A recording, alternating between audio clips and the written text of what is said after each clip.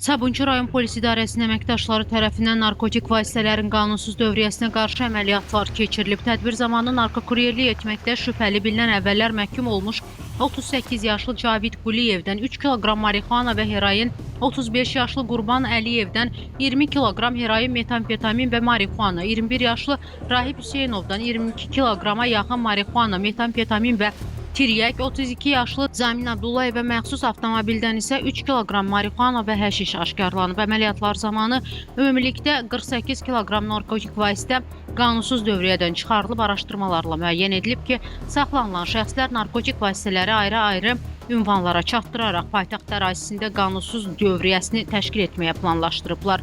Faktlarla bağlı cinayət işləri başlanılıb. Məhkəmənin qərarı ilə saxlanılan şəxslərin hər biri barəsində həbs qəti imkan tədbiri seçilib. Qeyd edək ki, Sabunçu rayon polis idarəsinin əməkdaşları tərəfindən cari ilin əvvəlindən keçirilən əməliyyatlar zamanı ümumilikdə 234 kiloqram narkotik vasitə və psixotrop maddə qanunsuz dövriyyədən çıxarılıb.